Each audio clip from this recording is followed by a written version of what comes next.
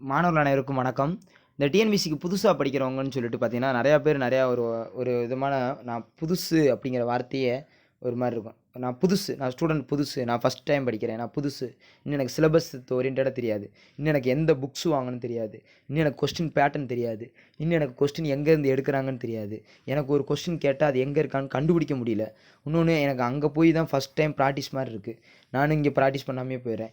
எனக்கு ஏதோ ஒரு விதத்தில நான் புதுசு. எனக்கு யார் ஐடியா கேட்டாலும் சொல்ல மாட்றாங்க. எனக்கு வந்து திடீர்னு நான் படிச்சுக்கிட்டே இருக்கேன். ஆனா எனக்கு மறந்த மாரி இருக்கு. நான் இன்ஜினியரிங் மேஜர் படிச்சிருக்கேன். எனக்கு ஹிஸ்ட்ரி மேஜர் வந்து படிக்கும்போது புரியுது. ஆனா மறந்துருது. ஸோ இந்த மாரி ஒரு புதுசுன்னு நீங்க பேசுறீங்க பார்த்தீங்களா? டிஎன்பிசிக்கு பொறுத்த அளவுக்கு தெரிஞ்சுக்கோங்க. ரீசென்ட்டா பார்த்தீங்கன்னா, கிட்டத்தட்ட 2012ல இருந்து தான் டிஎன்பிசில ரொம்ப ஃபேமஸா அதுவும் இந்த இது ஆன்லைன் மெத்தட்லயும் அவரு நடராஜன் சார் வந்த பின்னாடியும் ரொம்ப ஒரு வித்தியாசமா வேக்கன்சி நெறையா போட்டு ரொம்ப ஒரு மாரி ஆன்சர் கீ அது இதுன்னு ஒரு ஒரு ஒரு பிரம்மாண்டமா ஒரு மாரி கொண்டு வந்துட்டாங்க. கொண்டு வந்த பின்னாடி இப்போ கரண்ட் ட்ரெண்ட்ல பார்த்தீங்கன்னா, எவ்வளவோ பேர் வந்து நான் பேங்க்ல கூட ஒரு சில பேர் ஃபோக்கஸ விட்டு இப்படி வர்றவங்கலாம் இருக்காங்க. எல்லாருமே புதுசா 2012லேருந்து இப்போ 2019 ஸோ கிட்டத்தட்ட இந்த 7 வருடங்கள் மட்டும் தான் இந்த டிஎன்பிசில இவ்வளோ தூரம் எல்லாருமே முயற்சி எடுக்குறாங்க. ஆனா நீங்க சொல்றீங்க, அந்த 7 வருஷத்துல கூட நான் ஆரம்பிக்கிறது இப்ப தானே போன மாசம் தான் நான் ஆரம்பிக்கிறேன் அப்படிங்கிறீங்க. அப்ப இத்தன வருஷம் நீங்க எலிஜிபிள் தான். ஆனா அதுக்கான நீங்க முயற்சிய நீங்க நெறையா வந்து எடுக்காம விட்டீங்க. அதத்தான் நான் உங்களுக்கு சொல்லுவேன். ஆனா இருந்தாலும் பரவால்ல. இப்பயாவது லைனுக்குள்ள வந்தீங்களே அப்படிங்கிறது சந்தோஷம் தான். நீங்க எப்படி புதுசு, பழசுனா, இப்ப டிஎன்பிசிக்கு இப்ப நான் ஒரு ஸ்டூடண்ட்டு, நீங்க ஒரு ஸ்டூடண்ட்டு. நான் 2 வருஷமா படிக்கிறேன்னு வச்சுக்கோங்க. +2 ஹிஸ்ட்ரிய நான் 2 வருஷமா படிக்கிறேன்.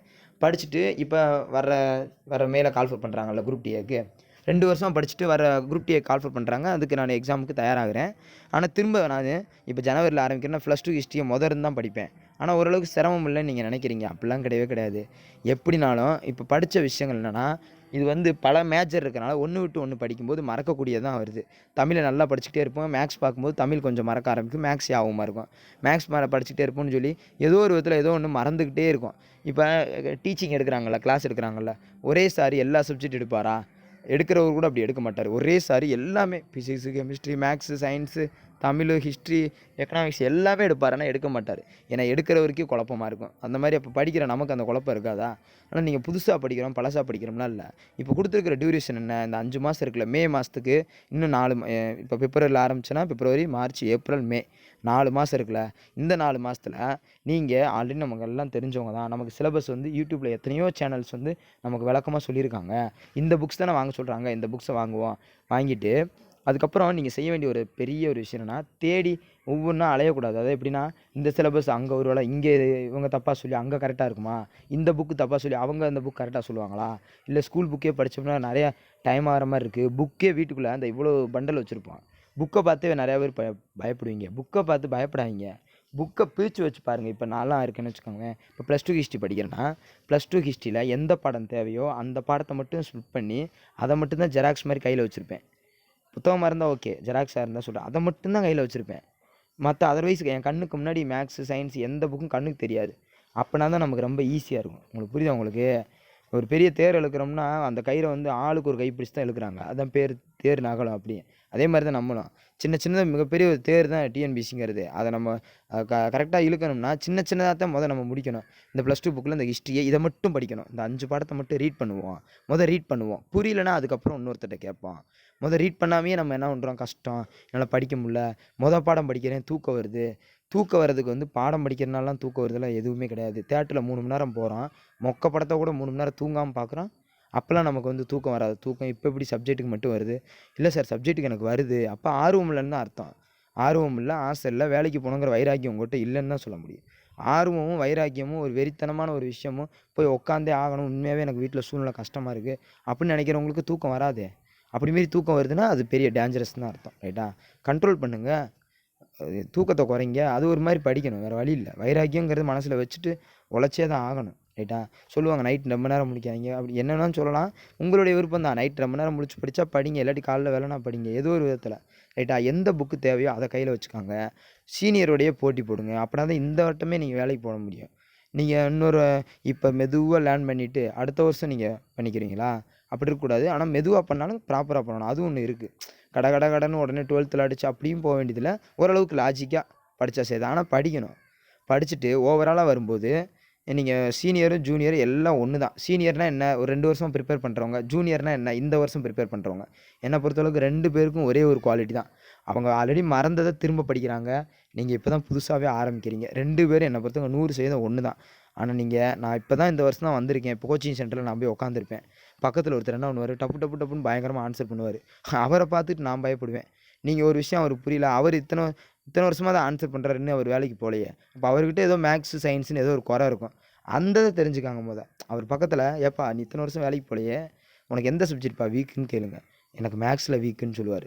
சரிப்பா அதை சீக்கிரம் கற்றுக்கப்பா, நீ வேலைக்கு போயிட முடியும். நீங்கள் புதுசாக வந்தவங்க நீங்கள் சொல்லுங்கள், அவங்களுக்கு அட்வைஸ் பண்ணுங்கள். அதன் மூலமாக அவங்க என்ன பண்ணுவாங்க, அடுத்து அவங்க அனலைஸ் பண்ணுவாங்க. நீங்கள் அதை விட்டுட்டு அவருக்கு ஹிஸ்ட்ரியில் ஆன்சர் பண்ணுறாரு, எக்கனாமிக்ஸில் ஆன்சர் பண்ண அதை பார்த்து பயந்து நீங்கள் எதுவுமே படிக்காமல் போயிட்டு, நான் புதுசுப்பா, இவ்வளோ பேர் இவ்வளோ படிச்சிருக்காங்க, இவங்களோட நான் எப்படி போட்டி போட போகிறேன்? கிடையவே கிடையாது. எல்லாருக்கிட்டேயும் ஒரு சின்ன குறைய வச்சு விட்டாங்க. அந்த குறைய சரி பண்ணுறவங்களால மட்டும்தான் எக்ஸாம்ஸில் ஜெயிக்க முடியும், ஜெயிக்கிறாங்க. அதுதான் நிதர்சனமான உண்மை. சார் யாராவது ஃபஸ்ட் டைம் எக்ஸாம் எழுதி ஒரே டேர்மில் அடிச்சிருக்காங்களா? நிறையா பேர் அடிச்சிருக்காங்க.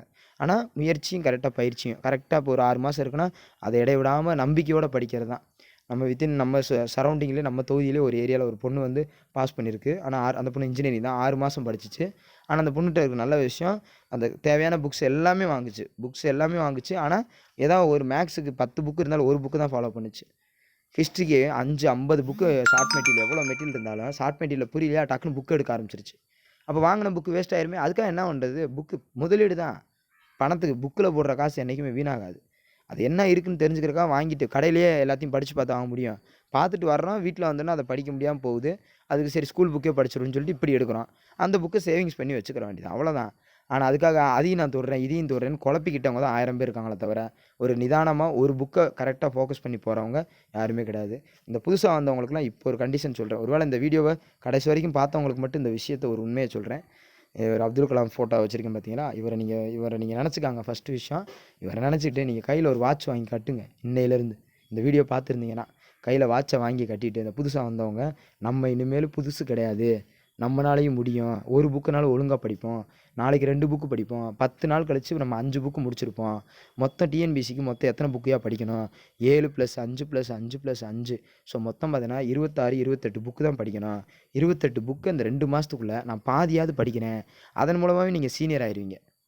புரியுதா உங்களுக்கு? ஸோ வாட்சை கையில் கட்டுங்க. அந்த வாட்சை பார்க்கும்போதெல்லாம் நீங்கள் புதுசு இல்லை, நானும் சீனியர் தான், நான் நல்லா படிப்பேன், கண்டிப்பாக வேலை வாங்கிட்டு அந்த வாட்சை நான் கழட்டி எங்கள் வீட்டில் தொங்க விடுவேன். அது வரைக்கும் இந்த வாட்சை கழட்ட மாட்டேன். படிக்கும்போதெல்லாம் அந்த வாட்சை வச்சுருப்பேன்னு சொல்லி வாட்சை 100 இல்லை, 200 இல்லை, 300 கூட வாங்குங்க. நல்லா பிடிச்ச மாதிரி ஸ்டைலாக நல்லா வாங்கி கட்டுங்க.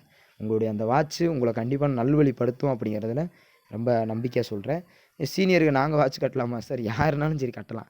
வாட்சை கட்டினாலே டார்கெட் ஸ்டார்ட் ஆயிடுச்சுன்னு தான் அர்த்தம். பொதுவாக எக்ஸாம் ஹாலுக்கு மட்டும் நம்ம வாட்சை கட்டிட்டு போகிறோம். அப்படி கிடையாது. ஏதாவது ஒரு டார்கெட் செட் பண்ணால் கையில் வாட்ச் கட்டிட்டோம்னா அந்த வாட்ச் நம்ம நிறையா நேரம் ஞாபகப்படுத்திக்கிட்டே இருக்கும். எதுக்காக இந்த வாட்சை கட்டியிருக்க நீன்னு. எப்பயுமே வாட்ச் கட்டுறவங்க கூட வாட்சை மாற்றிருங்க, வேறு வாட்சை வாங்கி கட்டுங்க. டிஎன்பிசிக்காக வாட்சை கட்டுங்க. அந்த மாதிரி ஒரு ஸ்டைல் தான். இது ஒரு விதத்தில் ஒரு நம்பிக்கையை கொடுக்குன்னு நான் நம்புகிறேன், அவ்வளோதான். அதனால் வாட்ச் கட்டினால உடனே யாராவது ஒருத்தர் கேட்பீங்க, வாட்ச் கட்டினா பாஸ் ஆகிடலாமான்னுவீங்க. நான் சொல்ல வர்றது என்னென்னா, சைக்காலஜிக்கல் நீடாக நம்மளுடைய உணர்வுகள் எப்படி இருக்கும்னா, ஏதாவது ஒரு விஷயத்துக்கு தான் அதிகமாக உழைப்போம். நம்மளை யாராவது திட்டாங்கன்னா தான் நம்ம அதிகமாக உழைப்போம். மற்றபடி நிறைய பேர் பாராட்டினாலும் நம்ம உழைக்கவே மாட்டோம். அந்த மாதிரி தான் இந்த மாதிரி விஷயம். வாட்ச் கட்டுறது, நமக்கான ட்ரெஸ் கோடிங் மாற்றுறது, நம்மளுடைய பெர்ஃபார்மன்ஸை வேறு மாதிரி காமிக்கிறது, நம்ம புக்கை பைண்டிங் பண்ணுறது, நம்மக்கிட்ட பாக்கெட்டில் க்ரீன் கலர் பேனா வைக்கிறது, இதை ஒவ்வொன்றும் நம்மளை மாற்றும், நம்மளை பெரிய சீனியர் ஆக்கும் கண்டிப்பாக. ஸோ நல்லா பண்ணுங்கள். All the best to all. Thank you. ரொம்ப கஷ்டப்படுறவங்களா இருந்தீங்கன்னா தேவையில்ல, ஓரளவுக்கு என்னால் முடியும் அப்படின்னு நினச்சிங்கன்னா வாங்கி கட்டுங்க, ஒன்றும் தப்பு இல்லை. தேங்க்யூ.